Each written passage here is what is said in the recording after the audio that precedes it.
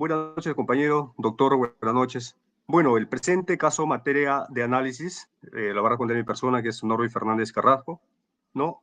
Es un caso donde sucede un accidente, ¿no? Donde una concesionaria le transfiere una unidad a uno de sus trabajadores, ¿no? Y el carro estaba en malas condiciones y se incendia, ¿no? Y aquí vamos a responder dos interrogantes. ¿Existen otras vías alternativas a la judicial que permite el eventual pago de una indemnización por daños y perjuicios? He considerado la conciliación por indemnización de accidente de tránsito y la otra que es la transacción extrajudicial, ¿no? Donde la mediación conocemos que es una institución muy importante, ¿no? Para no llegar lo que es al proceso.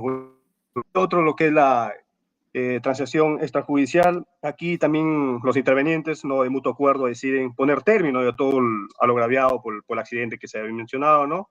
Y de acuerdo a lo estipulado en el artículo 1303 del Código Civil, ¿no? Las partes señalan ya en forma expresa que no tienen nada que reclamarse entre sí, ¿no? Por lo tanto, renuncian de forma ya irrevocable al ejercicio de cualquier acción judicial, ¿no? Con respecto a la otra interrogante, los elementos probatorios, perdón, se ha considerado la transferencia notarial. Mediante la transferencia se evidencia, ¿no? Que la concesionaria verdaderamente ha transferido la unidad, ¿no? A las personas que han sufrido el accidente. Por lo tanto, no queda totalmente claro respecto a las consecuencias que ha suscitado y por lo que el informe técnico vehicular emitido por un especialista también evalúa las condiciones que nos avala para presentar la siguiente demanda.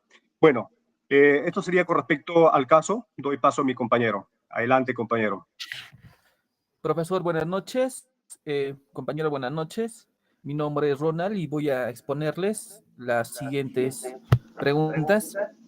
En el caso 2, la función de la casación en materia civil. La casación es un medio extraordinario de impugnación que busca garantizar la correcta aplicación de la ley, unificar la jurisprudencia y corregir infracciones al debido proceso. La Corte Suprema en casación revisa la correcta interpretación y aplicación de normas sustantivas y procesales, así como errores procedimentales de interpretación de la ley. En ámbito de revisión, de no revisión de hechos y pruebas, la Corte Suprema no examina hechos ni la valoración de pruebas realizadas por instancias inferiores. Resolución de cuestiones jurídicas. La Corte se limita a cuestiones de derecho, sin entrar en discusión de los hechos del caso concreto. Excepciones. Error de derecho en la valoración de pruebas. La Corte puede intervenir si hay un error de derecho en la valoración de pruebas. Violación al debido proceso. La Corte puede anular una resolución si demuestra violación al debido proceso, ordenando una nueva sentencia conforme a derecho. El caso específico, casación 2496, año 2009, la Sala Civil Transitoria de la Corte Suprema revisó si la Sala Superior aplicó correctamente las normas sobre la competencia territorial. No se pronunció sobre el fondo del asunto, indemnización por daños y perjuicios, enfocándose en la correcta aplicación de la ley sobre la competencia territorial. En conclusión, en vía de casación, la Corte Suprema no se pronuncia sobre el fondo del asunto en procesos de indemnización por daños y perjuicios, salvo que sea para resolver cuestiones jurídicas específicas sobre la correcta aplicación de la ley y lo requiera. Su labor es garantizar la correcta interpretación y aplicación de las normas jurídicas y proteger los derechos fundamentales dentro del proceso judicial. Gracias y sigue mi compañero. Muchas gracias, compañero. En esta oportunidad me ha tocado realizar el análisis de la resolución de la casación 3470-2015 Lima Norte, que hace referencia a un caso de indemnización por daños y perjuicios en el contexto de la obra de ampliación de almacén filial Huachipa de Ambe, Perú. En este tipo de casos se ha estado mencionando los elementos fundamentales de la responsabilidad civil, los cuales se dividen en antijurídica, factor de atribución, nexo causal y daño. Y bueno, en la primera pregunta nos Nos preguntan qué sucede si en el marco de un caso concreto no se acredita uno de los elementos antes ya mencionados. Bueno, en el marco de un caso concreto, si no se acredita uno de estos elementos fundamentales de la responsabilidad civil, los cuatro que he mencionado, el reclamo de la indemnización por daños y perjuicios no va a proceder, dado que aquí no se acredita ninguno de los elementos. O sea que, en resumen, por falta de pruebas o cualquiera de estos elementos impide que el reclamo sea exitoso, o ya que se necesitan estos para la obligación de la indemnización. Y en la segunda, la aplicación de los cuatro elementos en la responsabilidad tanto civil y contractual van a tener ciertas diferencias.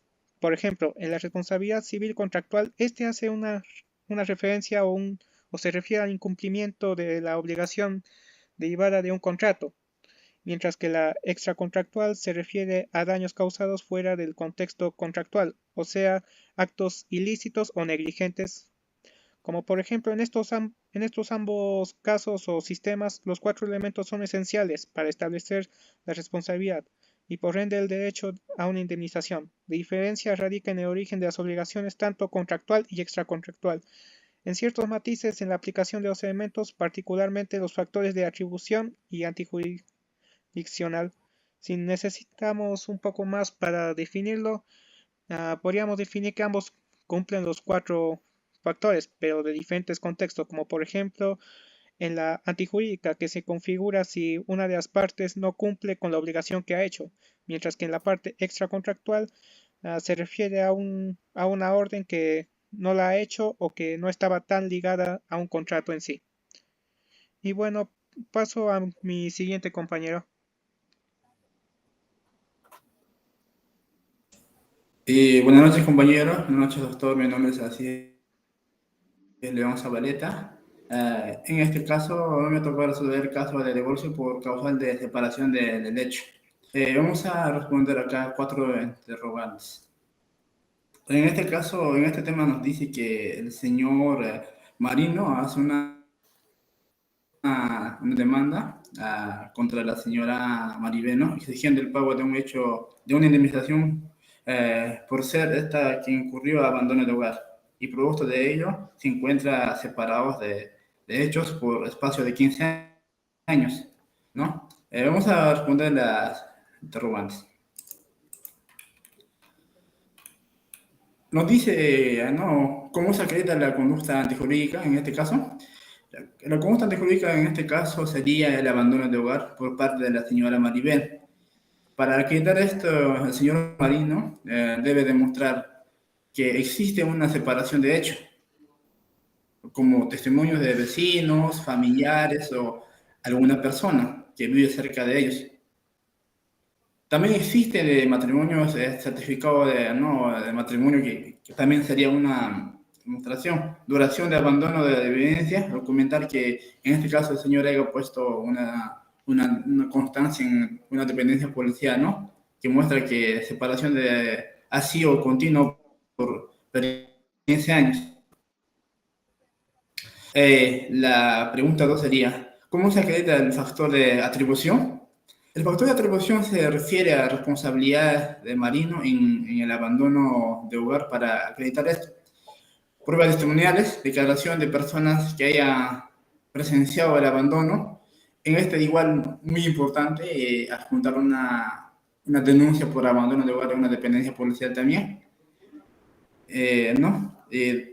Documentación, cualquier evidencia escrita, como ya uno de estos sería, ¿no?, una denuncia policial. En lugares que no existe una dependencia policial, inclusive podría ser una acta de constatación por un juzgado de paz, ¿no?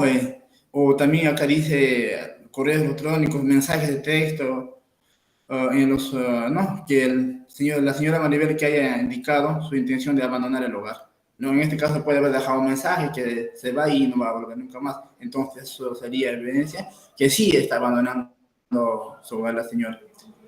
Registro de denuncias previas, ¿no?, que sobre el abandono de hogar, sobre algún otro conflicto relacionado. ¿Y cómo se acredita el nexo causal? El nexo causal en este caso es la relación directa entre el abandono de la señora Maribel y la separación de hechos por 15 años. Para demostrar esto,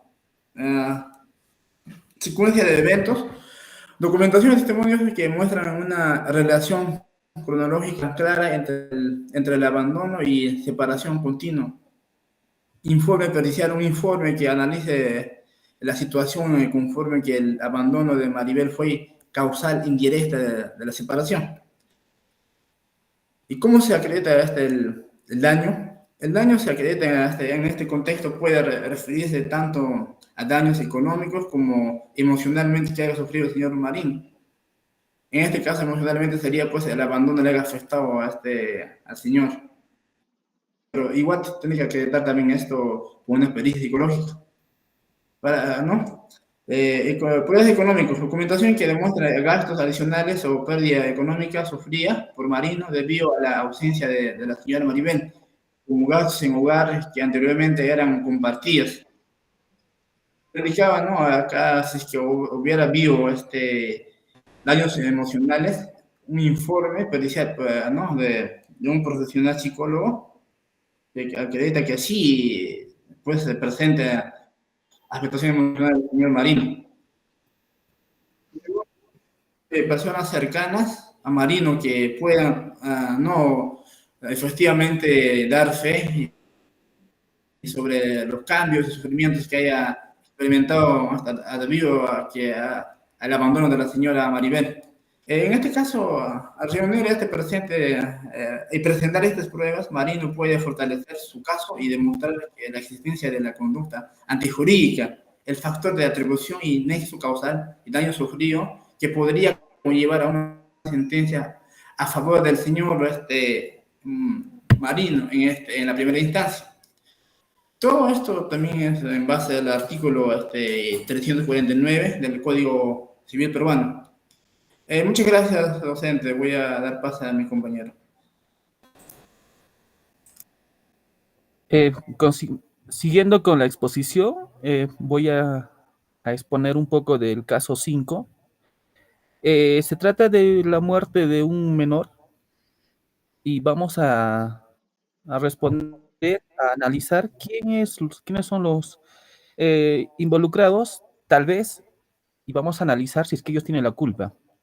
Entonces, se basa de una conducta o grado de culpa o negligencia de los involucrados. Se analiza si los profesionales actuaron conforme a los estándares de cuidado y diligencia esperados en la práctica médica. Aquí los posibles responsables serían la obstetra, que no informó a tiempo sobre la dilatación estacionaria y no actuó conforme a los protocolos al no optar por una cesárea inmediata. El médico responsable no respondió con la rapidez necesaria y no aspiró inmediatamente el líquido amniótico verde.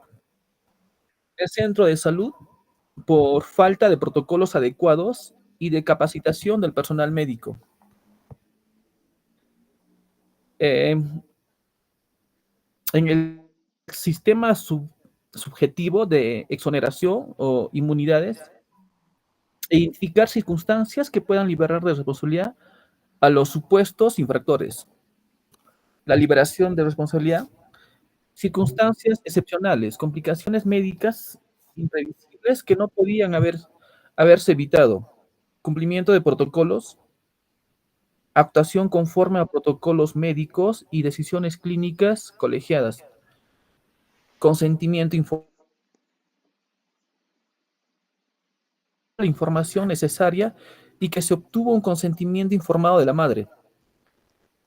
Inmunidades legales. Algunas instituciones de salud pueden tener inmunidades legales que limitan su responsabilidad.